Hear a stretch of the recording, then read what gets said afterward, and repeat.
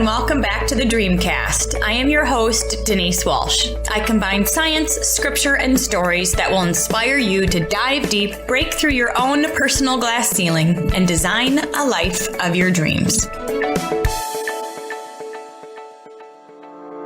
Do you feel like you've not been able to make headway in achieving your goals? Or did you start the year pumped, ready to move forward on making things happen and simply lost your way? Things don't need to just get better. They actually can be better. In Design Your Dream Life, I'll show you a proven pathway to take you from where you are now to a life filled with joy, wholeness, success, and fulfillment. I'll give you the keys to not just developing a plan, but taking massive empowered action to make your dreams a reality.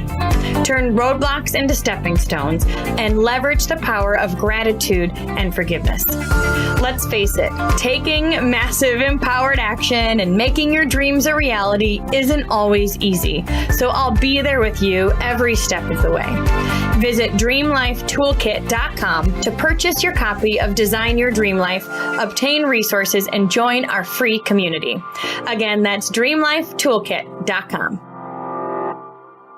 Big welcome back to the Dreamcast. You guys, our next guest is a nationally recognized expert in entrepreneurship and business strategy. He is horrified by the significant decline of entrepreneurship in America.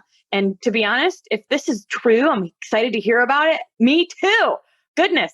He has made it his mission to rescue 1 million entrepreneurs from traditional employment. Amen. His new book, called Broth Brain, reveals a scientifically proven system that unlocks readers' true potential and unleashes their entrepreneurial instincts so they can leave traditional employment forever. That is the real American dream. I remember when I quit my job, I thought, the worst thing that could happen is I have to go back to work. And after over a decade of being a work from home mama, I am like, yeah, that is the worst thing that could happen. So big Dreamcast, welcome to Trey Williams.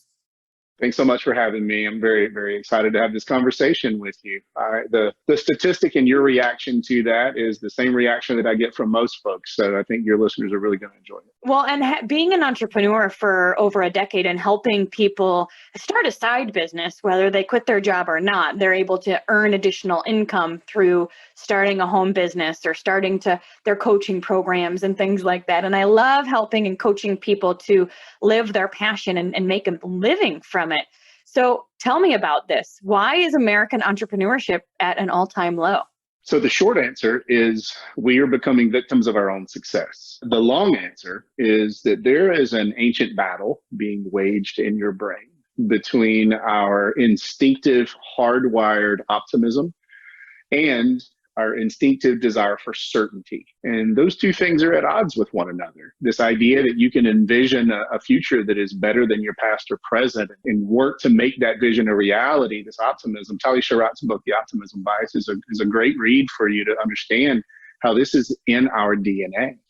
But at the same time, we all have this incredible need for certainty. And Mother Nature hardwired us this way because she needed some of us to load a ship and sail to the other side of the horizon to see what's there. But she needed some others to stay behind just in case there was nothing on the other side of the horizon, right? So this was a crucial part of our development. And it didn't interfere with entrepreneurialism until we've reached the stage where we are now, where the base of Maslow's hierarchy is pretty solidified in the United States. You know that you're somewhat safe, you're somewhat in shelter, you have a decent expected standards of living. Our quality of life metrics have been on the rise since this country began. And now that those are certain, we're much more resistant to change, and we're really allowing our need for certainty to overcome our genetic hardwired need for optimism. Ooh, it's interesting you say that, resistant to change, because I find that people will stay where they are, even if they don't like it, because it's certain, because it's comfortable, because at least I know the paperwork. Yeah, in the book, I call that predictable adequacy. And I come right out of the gate in the very first chapter talking about a variety of things historically, all the way back 10 or 12,000 years ago to the city of Jericho and forward through the Roman Empire. I can give you examples of how this has become more and more prevalent, where as soon as we have this adequacy, we become resistant to change. The good news for your listeners is we also talk in the book about what I call the Goldilocks zone. And what this is, it's the place in your life where comfort is predictable enough that you're willing to invite a little bit of change, but it's not so certain that you're resistant to change. And those two variables combined is a great way to describe the middle class, which ironically enough is exactly where the vast majority of entrepreneurs come from. Those at the opposite ends of the bell curve, the wealthiest among us and those of us who are least wealthy, are least likely to take this entrepreneurial leap, so to speak. And it is the middle class in this Goldilocks zone. And we're really reliant on them, but fewer and fewer of them every year are starting new businesses. So before we dive into the psychology behind it all, I'd love to hear a bit of your story. How did you become interested in this work? How did you dive into it? Tell me a bit about what got you here. I was always a terrible employee, and I'll admit this readily. And maybe I wasn't terrible, but the point is my optimism was always a heavy part of my life, and my vision for the future was always one that was better than where I was. And maybe I wasn't in the moment, maybe I wasn't as present as some, but I just recognized this as part of who I was. And I ended up landing in the franchise industry 20 some odd years ago. And then I was surrounded by people who shared that belief, surrounded by entrepreneurs. So I just thought, okay, this is normal. Everybody thinks that the glass is half full and let's go do this and it's totally possible. But the longer I spent in the franchise industry, in the corporate world, I had the honor of being able to lead up a couple of international brands. I saw this duality that I mentioned earlier, this struggle play out in real time in candidates who would come in, who want to start their own business. And when we talk about all that is possible, they would get excited and they would say, gosh, this is going to be amazing. And then we talked about the inherent risks that are involved. It's like another person started speaking. It was like two voices were inside their head. And in the introduction to the book, I actually say that we have two voices in our head. And I realized that I myself had heard these two voices when a couple of times in my career, I lost my job due to mergers and acquisitions, found myself unemployed. And there I was, sitting at the crossroads between optimism and certainty. And I fell victim to the same duality, the same conflict. 1 minute, I would be so certain that I was just going to start a business and I was going to take control of my future in every way, shape, and form. The next minute, I would be online, putting in resumes and putting in cover letters for a job. And that was really the impetus for the book. It was in about 2013 when I realized this was a real thing. It's not conjecture. Psychologists have proven this over and over.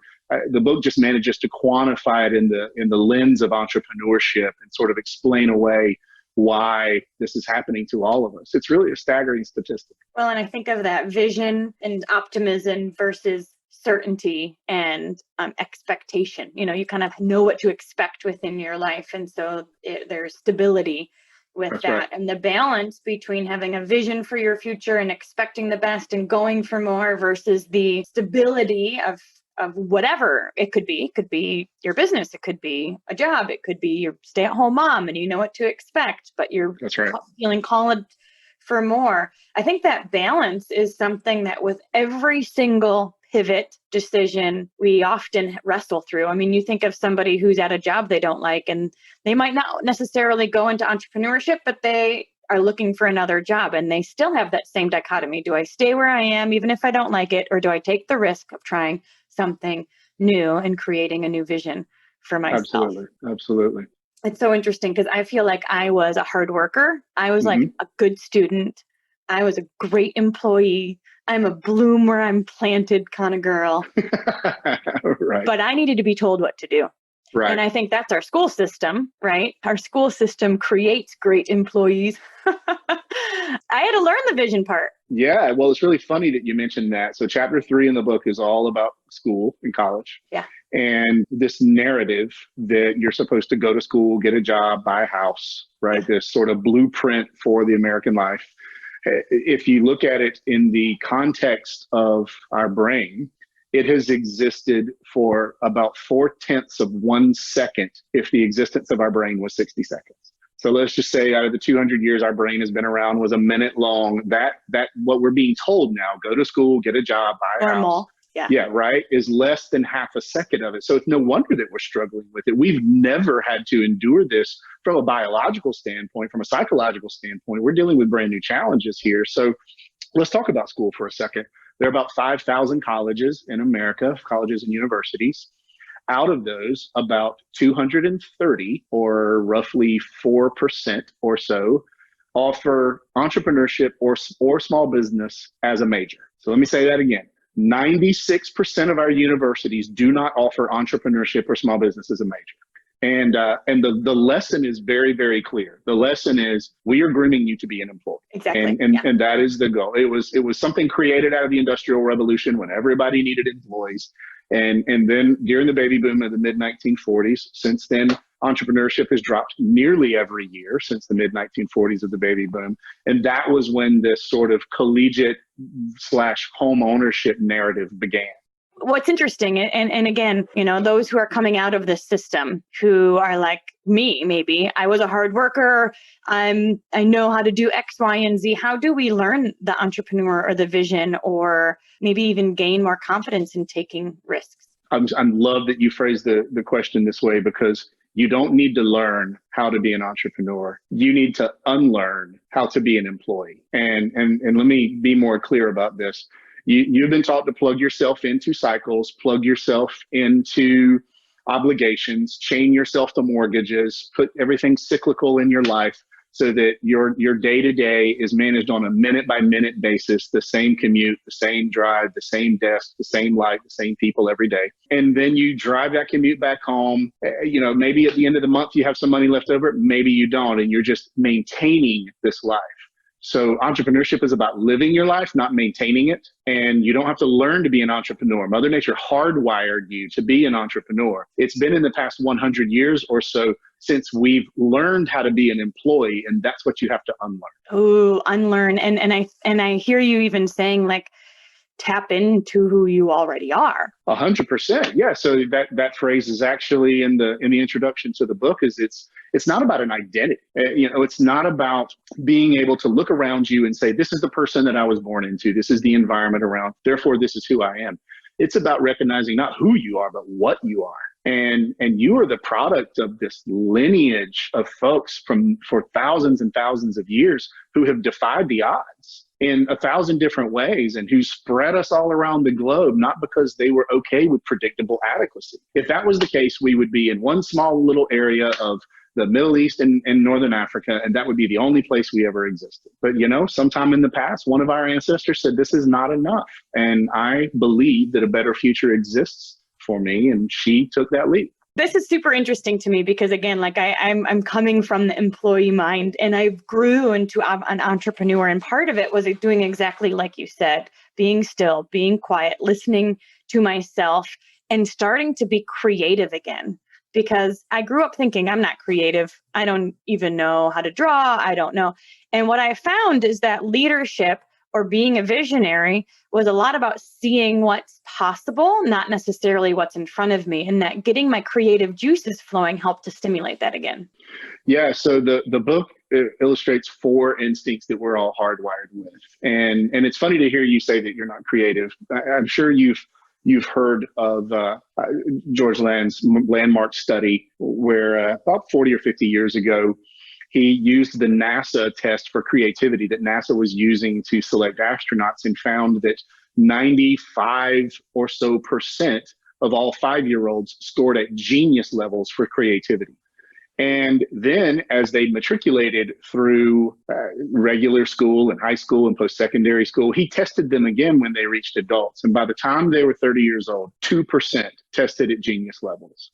If that's not blatantly obvious evidence of how we are indoctrinated into the idea that new ideas are harmful and new ideas are dangerous, then I don't know what is. And here's the irony behind it. Denise, think about this. So we shun these new ideas. We shun innovation while simultaneously saying and heralding that we have a preference for it. We talk all the time about how creativity is important and innovation is important.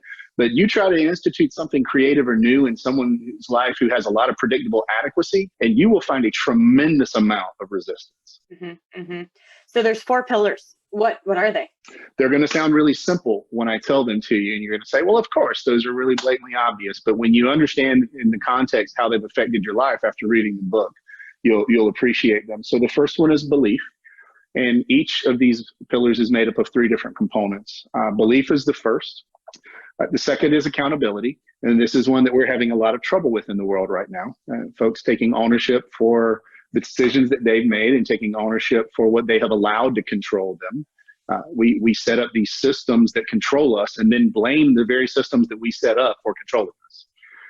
The third one is focus, which in today's goldfish attention span world that we have is a real challenge right now. And the last is creativity. And when you harness these three and these four in tandem, and you allow your belief to create accountability, and you allow your accountability to yield focus, and then your focus yields creativity, guess what ends up happening? Your creativity then reaffirms your belief and maintains this cycle. Yeah, it reminds me of the fact that you grow in confidence as you take action. You know, some people wait till they have certainty until they try something new. They need to know that it's going to work before they take that step, and it doesn't work that way. So let me tell you two great stories about this. There was a study done about the way we learn and the three different modules that psychologists say that we're learning. And those individuals who require the most certainty prior to taking action actually lose the efficacy of that certainty once they have it. They wait so long until they have the information that even once they've had the information, they still don't take action. So it's not as if gathering that information actually made them comfortable with it. The other aspect of this is that if you're looking at your focus and your accountability and your creativity independently, none of those things are going to work by themselves. You can't say, I'm a creative person, so I can go start my own, right? You can't say, I have a tremendous amount of accountability, and then simultaneously look at your phone for 3 hours a day, right? Or watch TV 4 hours a day, or any other various distractions. So in the end of this, belief, where everything starts, is reverse engineered. What you said earlier about you kind of have to do things in order to believe them is dead on. Beliefs are reverse engineered. So you can't wake up one morning and say, I believe I'm an entrepreneur and I'm going to be wildly successful. Everyone needs evidence for this. Well, the way to gather evidence is to take small actions. And then those small actions change the way you perceive yourself. And you begin to see yourself as someone who can accomplish those goals. So it's important for those non-believers to take action regardless. So for the past 100 years, we have been taught to be really good employees. And while society is advancing, it seems as though individual fulfillment and happiness are waning because we are under so much stress, maybe little community, if you think of, like, we don't have time for anything because we're doing this job. So why do you think that is?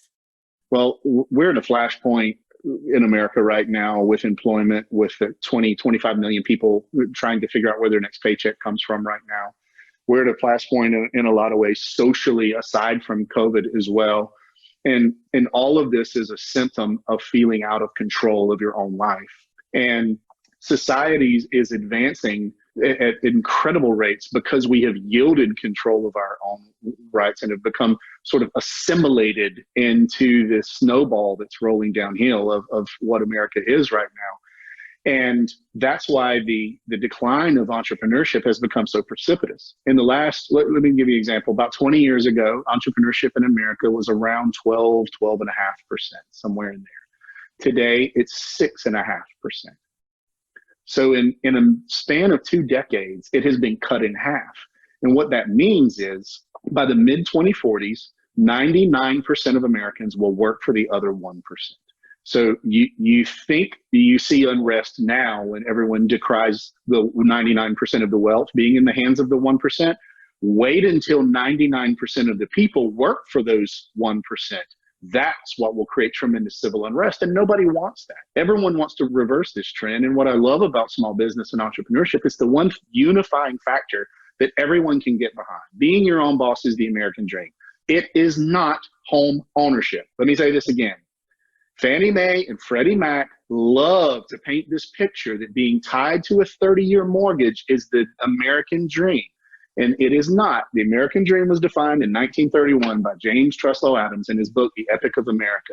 And the American dream is the ability for everyone to achieve all that is within their innate abilities. And right now, the assimilation that we're going through and becoming part of the cogs in the wheel of this empire are preventing us from achieving what our God-given gifts would allow us to, and that's causing unrest. So for those, I mean, we are at a record unemployment rate because of the last few months, and really society has been turned upside down. It may be a good time for people to say, okay, well, what I was doing before wasn't working. Maybe I should change things up a bit. Maybe I don't need to be busy 24/7, and I should really ask myself, what gifts can I give back to the world, and what are my passions, and all of these kinds of things. So if somebody's out there and they're like, all right, well, life has already been flipped upside down. My job is gone. This is uncertain. I'm not sure. And they are thinking maybe I should start a business. What advice would you have for them? So I think now, let me preface this with, now is a great time to start a business. So I'll give you some tangible reasons why. Number one, commercial real estate costs are beginning to decline, as we expected they would this fall after the flash unemployment. They always trickle behind a little bit behind unemployment.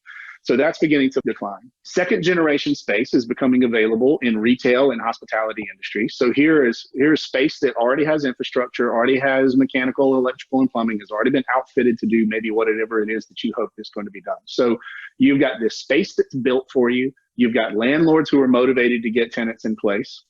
You've got the SBA with $350 million earmarked for new development, not just PPP loans. I'm talking about new development businesses trying to spur those who are on the cusp to actually take that leap. And you got 20 million people out there looking for a job. You can choose from among the best. You can find the employees who are the best among them. And it wasn't this way a year ago when unemployment was 3%.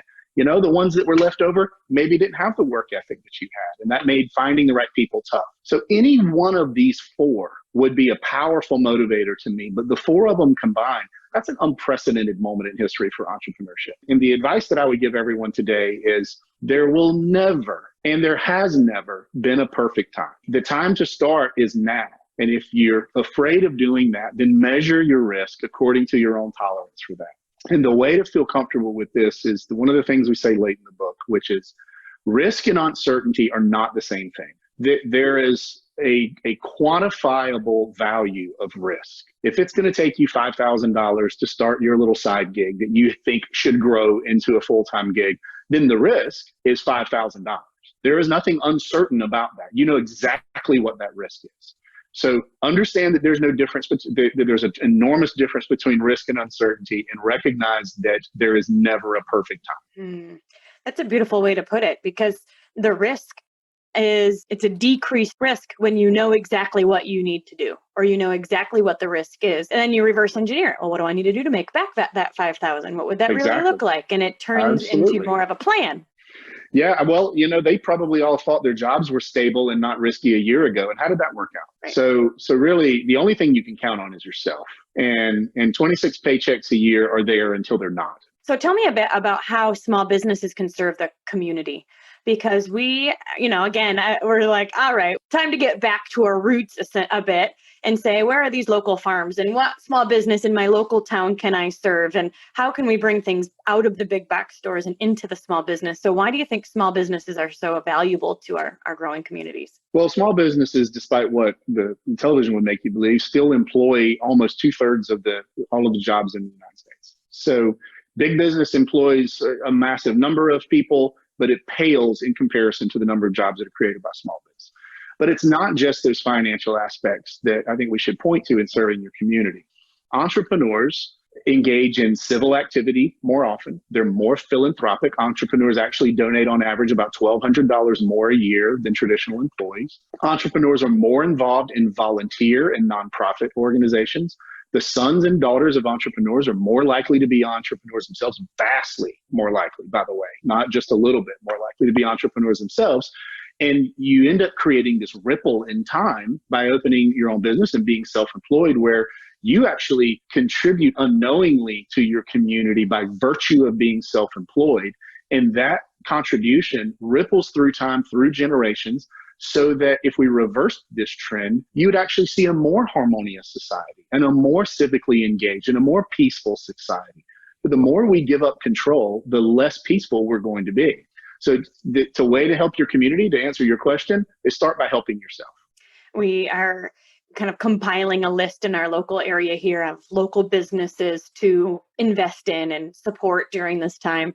And in talking to those business owners, they are the ones that are giving back to the community. They're creating, they're doing Thursday night concerts, and the McDonald's isn't doing that, but these Nope. local coffee shops, or, you know what I mean? And so it's been really interesting to dig into the owners of these small businesses and how they have a heart, not just for their business, but it spreads into the surrounding community and the people within it. Yeah, there's a 1-to-1 ratio between the percentage of entrepreneurship in America and philanthropic activity. So as entrepreneurship has declined, so have contributions to nonprofit and charitable organizations. Those two things go hand in hand.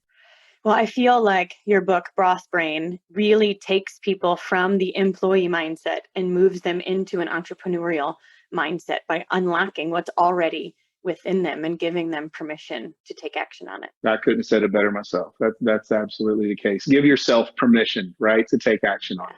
Yeah.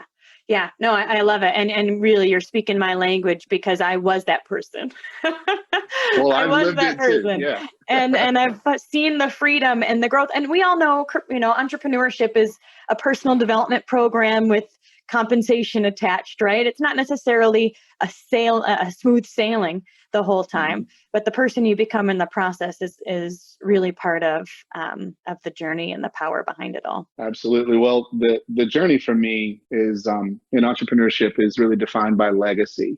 I feel like traditional employment is filled with ambition, but the difference between ambition and legacy is ambition is what you do for yourself, and legacy is what you do for those around you, and the changes that last when you're no longer here. So I feel like entrepreneurship is about building that legacy and creating change that reverberates even when you're not directly involved anymore. And 50 years from now, people can look back and say, this happened because 50 years ago, this entrepreneur made this change in society. Awesome. So what's next for you, Trey? Well, all of my speaking engagements have been canceled because of the virus. So I am doing a tremendous amount of podcasts, and I find that actually very fulfilling because it gives me the opportunity to be quicker, and I can do one of these a day, and I'm talking to people all over the world, and it's a very exciting time. And fortunately, there still are a large group of people who would love to pack up a ship and sail beyond the horizon. And talking with those folks who have felt that urge their entire life, but it finally maybe COVID was the thing that pressed them to make that change, are starting to be very, very interested in what we're talking about right now and realizing that they have it within them. And I tell folks all the time, my mission is to rescue 1 million entrepreneurs from the bonds of traditional employment. And the reason I say that is a study revealed a few years ago that 70% of Americans wish they were self-employed. That's 100 million people who would prefer to be self-employed but aren't. That is an enormous number of people. And if we can just rescue 1 in 100 of them and say that we helped them navigate this ethereal world between traditional and self-employment, I would love to imagine the positive effects on society that would happen in 10, 20, 30 years from now. So what's next for me now is really trying to reverse that trend, to take that 6.5% of self-employment up to 7, and then to 8, and then to 9. And hopefully during my time on this planet, I can see it get back into the teens and maybe even to the 20% number where it was when the decline began in the mid-40s. Well, and I think we often can say, oh, 2040, it's not that far away right now. It is but, not. But it's easy to think, oh, that won't impact us, or that's not our thing, or we don't have to worry about it. But my son accidentally, instead of saying the year 2021, he said the year 2100. And so I said, well, let's see, how old will you be in the year 2100? And we realized he will be 80 years old-ish. And I'll have grandchildren who are 40. You know what I mean? And you think the year 2100 is not that far away. It's not that far. Absolutely. That's the case. And it's when you think about it in that context, especially in relationship to the trajectory of a startup business, and it takes a few years to get that moving, and it takes a few years to grow it and scale it. And we're really talking about a flash between the kids who are entering first grade right now will be in college when 99% of Americans work for the other 1%.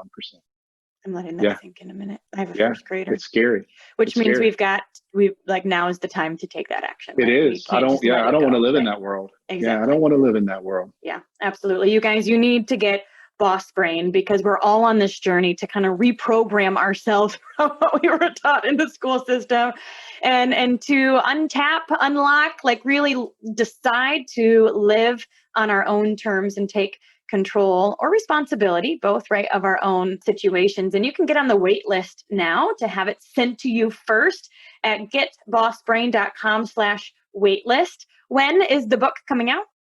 Well, it's been delayed a little bit because folks aren't allowed to walk into bookstores, which is a very painful thing that's happening right now. So hopefully before the holidays, that's what we're keeping our fingers crossed on. It was pushed back from September, but it will be made available to those who are on the list that you just referenced. And we're only putting that out through podcasts a couple of months prior. So maybe before Thanksgiving, they could have one waiting in their mailbox for them. Awesome. Getbossbrain.com/waitlist. And this might be one of my group book club books that we use, because I think all entrepreneurs, no matter where they are in the process, will gain benefit from that. So thank you, Trey, for sharing your wisdom with us today, and for not only stepping out in faith and taking the quote unquote certain risk that you did to create your own businesses, but then giving back to new entrepreneurs and really our kids to teach them that they don't have to work for the other 1%, that they can really take control and ownership of their life today. Absolutely. Thank you so much for having me. It's been my pleasure. Thanks so much for hanging out with us today. I want to hear your aha moment from today's amazing episode. If you could leave a review at whatever podcast player you choose to listen from, Apple Podcast, Castbox, Spotify, YouTube, wherever you're listening from, leave a review and share with us your favorite part of today's episode. Thanks for hanging out, and remember to dream big.